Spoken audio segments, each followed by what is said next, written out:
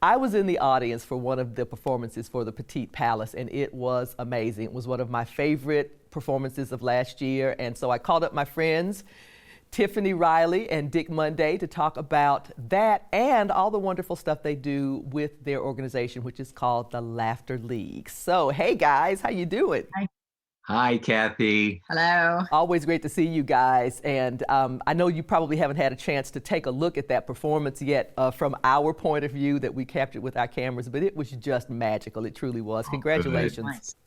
So, in this new COVID-19 reality, I know you guys have some wonderful work that you're continuing to do and taking advantage of technology to make it happen. Tell us what Laughter League's been up to lately.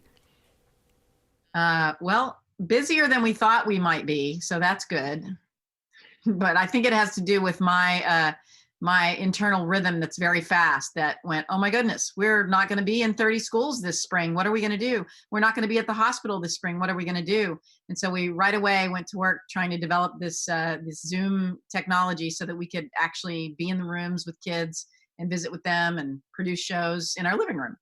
That's amazing that you guys are doing that, and you're doing it for some really important reasons. I mean, of course, you're performers, you want to be performing, but the magic here is what you're able to do for those kids. Can you talk a little bit about that? Yeah, our work is based on being in the moment, engaging with our audience in a special way. And so our first big problem was, how do you do that when you're not physically with them? And so learning the magic of the Zoom visits and all the ways that we can connect with families and kids has been a great learning curve. The timing is a little strange and you freeze sometimes, but we just are getting used to the fact that this is the only way we can be with our audience, with the kids that we've gotten to know over the last few decades here in the Dallas-Fort Worth area. And I'm really pretty amazed at how well it's been going. I'd rather be sleeping on the couch, but I'm glad that she used this technology so that we can keep working. Absolutely. The thing that really touches me about this is that, especially, right, it's scary for a kid to be in the hospital at any time. But right now, when they can't have visitors and they can't have people near them, that want to be near them, what you guys are doing is it really sort of sends it up about 1,000. I'll give you an example of something that happened today on a Zoom call where we were with a kid, and he's very, very bright kid. And somehow it came up about being in quarantine and COVID. And he just started to explain to us what was going on as if we couldn't possibly understand because we're clowns. But what that did for him was it empowered him in a place where he's normally powerless. All this stuff goes around you as a kid and you can't really have any impact. But he was able to say to us, well, we don't really know what's going to happen, Slappy. And Monday, we might have to stay inside for a while. And it was just, to me, it's beautiful. When we work in the hospitals, one of our goals is to empower the child. And we kind of know if we've succeeded when they start giving us directions and telling us things. So I feel like, we're actually doing some good work when we can hear the kids telling us what to do, even through the Zoom. Yeah. Well, I tell you what, it sounds like it's working. If you've got them engaged to the point where they're letting you know, okay, now here's how we're going to handle this, and I don't want you guys to get too nervous. I just think that's the best thing in the world. So you guys started Laughter League to really support the work that you're doing in the hospitals, in the schools, and I think you even have an affiliation with Dallas Children's Theater. Yep, absolutely. Collaboration.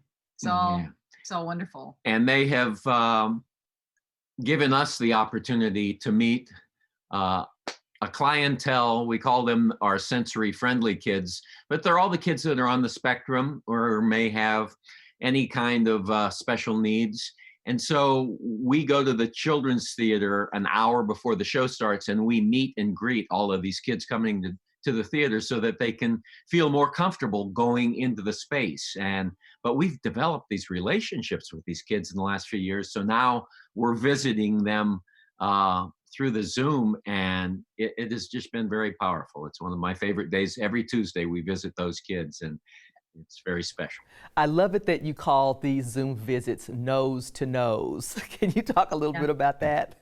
Yeah, it's actually our colleagues in Canada coined the phrase, but we work with 8 other organizations with the North American Federation of Healthcare Clowning Organizations, and we all kind of came together and said, "Well, let's go with this name, Nose to Nose." And so we're all using that. We're all helping each other get through the technical troubles and how to be a liaison with the right person at the hospital, and really, I mean, there's just a lot that goes into it with privacy issues and how do we really make it happen. So it's been really nice to be doing nose to nose visits basically all over the country and Canada. That's fantastic. So if folks want to know more about Laughter League and if they want to help, because this is great work that you guys are doing, what should we know? Well, a couple of things. Our website is laughterleague.org. We're on Facebook, we're on Instagram, we're on Twitter, we're in all of those wonderful social media places. So go on and like our page, like our YouTube channel. And you really want to do it soon, because probably starting next week, we're going to do nose to nose visits for just kids. They don't have to be kids that are in the hospital or kids that are special needs. They could just be kids that are stuck at home for 62 days and want to have a great interaction with a clown. And so if you want to go to laughterleague.org and like our page and let us know you're out there, then we'll get you on the list for nose to nose visits. And we do actually survive as a nonprofit from donations and contributions and grants and sponsorships. So if you happen to have some extra cash laying around, or you know how we could get a sponsorship, we'll never say no to that either, Kathy.